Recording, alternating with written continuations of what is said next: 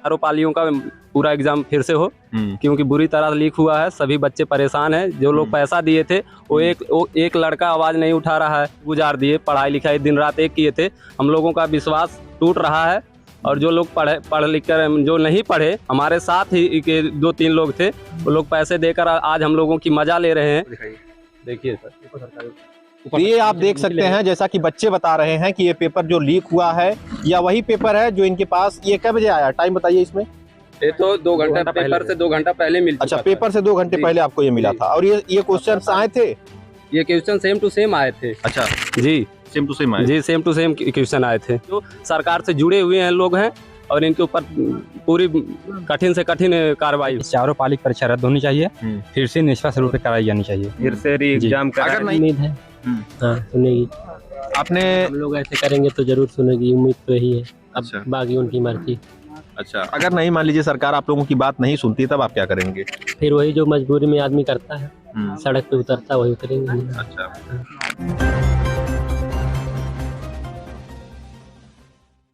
अभ्यर्थियों ने पूर्व मंत्री को सौंपा ज्ञापन। आजमगढ़ जिले के अतरौलिया विधानसभा से कई बार विधायक और उत्तर प्रदेश सरकार में कैबिनेट मंत्री रहे समाजवादी पार्टी के राष्ट्रीय महासचिव बलराम यादव को क्षेत्र के युवाओं ने ज्ञापन सौंपा है। उनसे यह मांग की है कि स्थानीय विधायक डॉक्टर संग्राम यादव विधानसभा में उनके मुद्दे को उठाएं। अभ्यर्थियों का कहना है कि उत्तर प्रदेश पुलिस कांस्टेबल की परीक्षा का प्रश्न पत्र परीक्षा से पहले ही लीक हो गया। बता दें कि इस मामले से नाराज युवाओं ने बड़े पैमाने पर विरोध शुरू कर दिया। इस समय यह मुद्दा सोशल मीडिया साइट एक्स पर ट्रेंडिंग में चल रहा है। युवाओं ने स्थानीय विधायक से मांग किया कि विधायक डॉक्टर संग्राम यादव इन अभ्यर्थियों के मुद्दे को विधानसभा में उठाएं, ताकि उत्तर प्रदेश पुलिस की जो परीक्षा हुई है उसे रद्द कर दिया जाए और परीक्षा फिर से कराई जाए। मीडिया से बातचीत करते हुए पूर्व मंत्री बलराम यादव ने कहा कि परीक्षार्थियों ने 2 दिन में कुल 4 शिफ्ट में परीक्षाएं दी, पेपर लीक हो गया, जिसके वजह से परीक्षार्थियों में भारी आक्रोश है। या सरकार किसी भी नियुक्ति को सही तरीके से पूर्ण नहीं कर पा रही है। युवाओं के भविष्य के साथ खिलवाड़ किया जा रहा है। मैंने अभ्यर्थियों का ज्ञापन लिया है। निश्चित रूप से विधायक डॉक्टर संग्राम यादव इन युवाओं की मांग को विधानसभा में उठाएंगे। पूर्व मंत्री ने कहा कि सरकार इन युवाओं की मांगों को पूरा करे और पुनः परीक्षा कराकर अभ्यर्थियों के साथ न्याय करे। पूर्व मंत्री ने अभ्यर्थियों को आश्वासन दिया कि समाजवादी पार्टी युवाओं के साथ कदम से कदम मिलाकर चलने को तैयार है। सड़क से लेकर सदन तक हम इन युवाओं की आवाज उठाएंगे। अतरौलिया के ब्लॉक प्रमुख चंद्रशेखर यादव ने कहा कि युवाओं के साथ यह सरकार छलावा कर रही है। भाजपा सरकार में युवाओं को रोजगार नहीं मिल रहा है। यूपी पुलिस की भर्ती आई, युवाओं ने परीक्षा भी दिया, लेकिन पेपर ही लीक हो गया। यह किसकी मिलीभगत से हो रहा है, यह बड़ा सवाल है। बताते चलें कि अभ्यर्थियों ने अपने मोबाइल पर पेपर लीक के कई सबूत भी दिखाए। इस मौके पर मुख्य रूप से जितेंद्र, हिमांशु, आशुतोष, सुनील, विकास, अभिषेक, सोनू, आदित्य समेत तमाम लोग मौजूद रहे। आइए दिखाते हैं विनोद राजभर की ये खास रिपोर्ट। नमस्कार, उत्तर प्रदेश के आजमगढ़ में हूं मैं। अतरौलिया विधानसभा का ये सेनपुर गांव है, जहां पर विधायक जी का घर है। यहाँ विधायक जी से मिलने के लिए कुछ छात्र आए हुए थे। ये यूपीपी का जो अभी एग्जाम हुआ है 17 और 18 को, उसमें इन्होंने एग्जाम दिया है। और इनका कहना है, ऐसा हम नहीं कह रहे बल्कि ये युवा कह रहे हैं कि पेपर लीक हुआ है। अगर पेपर लीक हुआ है तो उसकी सच्चाई क्या है? हालांकि आंतरिक जांच करवाई जा रही है, लेकिन आंतरिक जांच से पता नहीं ये लोग संतुष्ट हैं भी या नहीं हैं। अब इन्हीं लोगों से पूछ लेते हैं। और यहाँ आए थे, किस उद्देश्य से आए थे, क्या करने के लिए आए थे, यह भी जानते हैं। तो सबसे पहले हम युवाओं से बातचीत कर लेते हैं। क्या नाम है आपका? सर मनीष कुमार। कहाँ घर है आपका? बढ़िया। यहाँ विधायक जी के घर आप आए हैं जी। हमको भी सूचना मिली तो हम भी आ गए। क्या उद्देश्य है, यहाँ क्या करने के लिए आए थे आप? हमारा मेन ही रूप से एक ही उद्देश्य है कि यूपी एग्जाम फिर से हो, तो पूरा चारों पालियों का पूरा एग्जाम फिर से हो, क्योंकि बुरी तरह लीक हुआ है। सभी बच्चे परेशान हैं। जो लोग पैसा दिए थे वो एक लड़का आवाज नहीं उठा रहा है। और जो लोग लगभग 1-2 लाख लोग पैसे दिए हैं।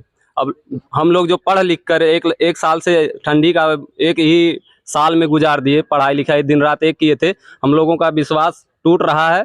और जो लोग पढ़ लिख कर जो नहीं पढ़े, हमारे साथ ही के 2-3 लोग थे, वो लोग पैसे देकर आज हम लोगों की मजा ले रहे हैं। हम लोग कह रहे हैं कि हम लोग नहीं जाएंगे। अच्छा, अभी आप एक मोबाइल में मुझे दिखा रहे थे, किसी की मोबाइल थी, आप दिखा रहे थे कि पेपर लीक हुआ है। वो जरा सा एक बार फिर से आप दिखाइएगा।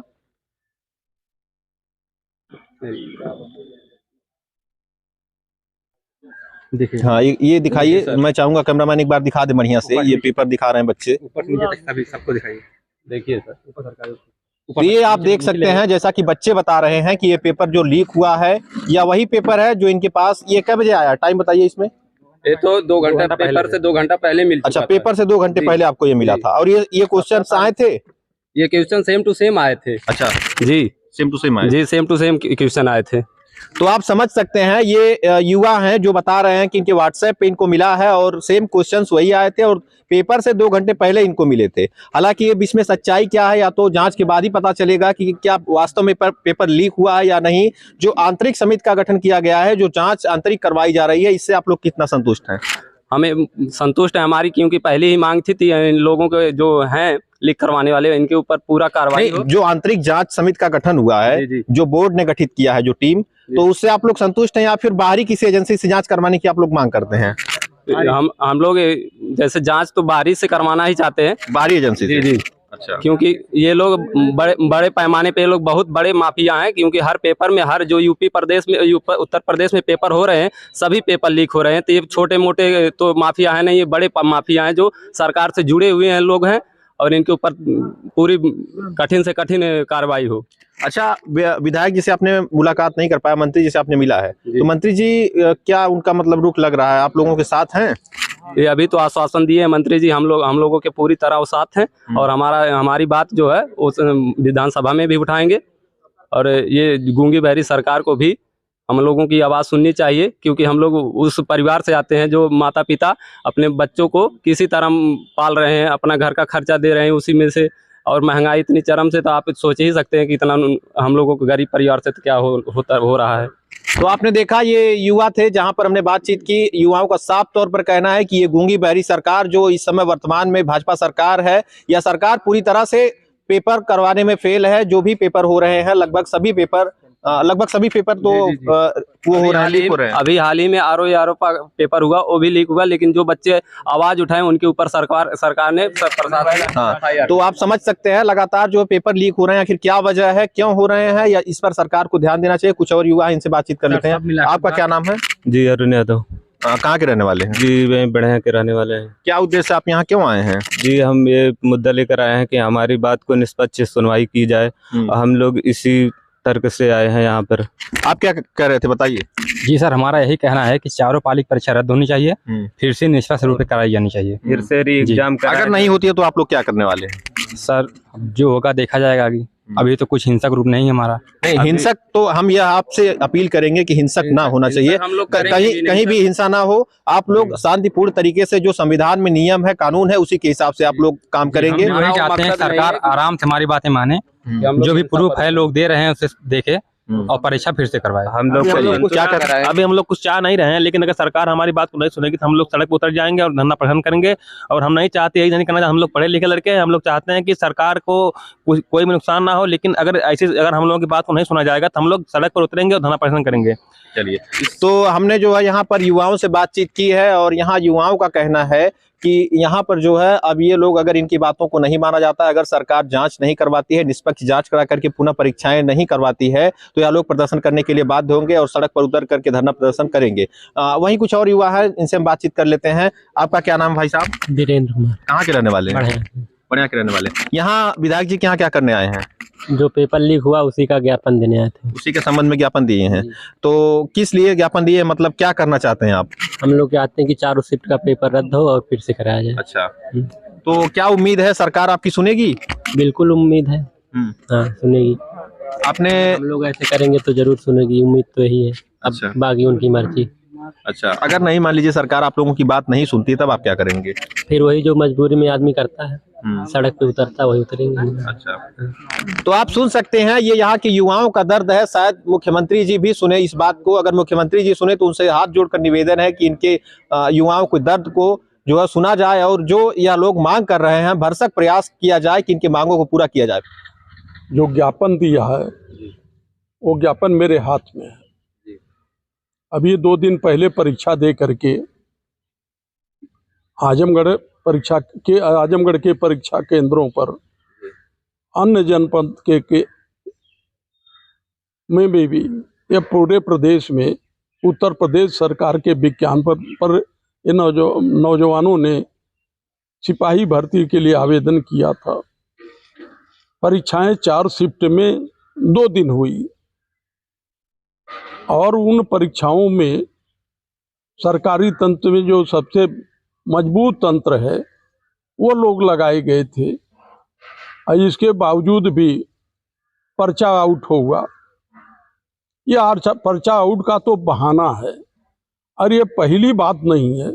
जब से भारतीय जनता पार्टी की सरकार, चाहे केंद्र की हो या प्रदेश की हो, वो जहां भारत माता के साथ धोखा कर रहा है, देश के नागरिकों और विशेषकर नौजवानों को भी धोखा देकर भ्रमित कर रहा है।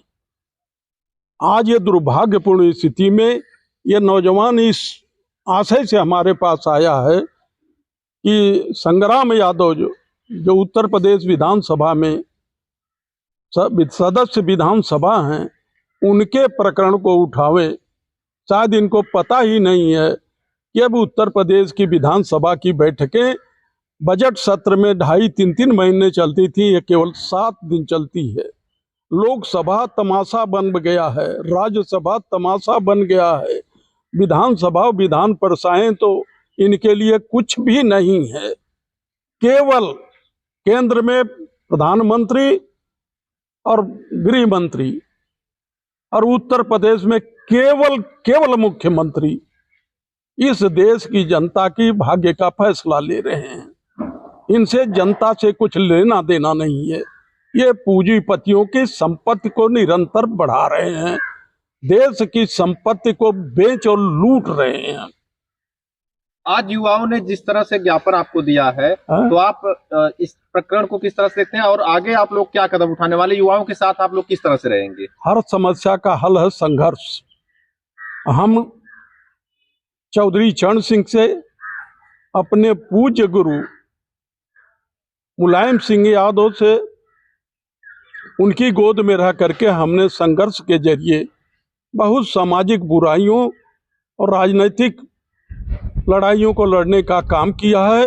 और सौभाग्य से एक अनुभव, और बहुत ही अखिलेश यादव ने भी जितना विज्ञापन किया, उस विज्ञापन के अनुसार नौजवानों को नौकरी दिया और नौजवानों को आगे बढ़ करके उनको रोजी रोजगार के साथ जोड़ा।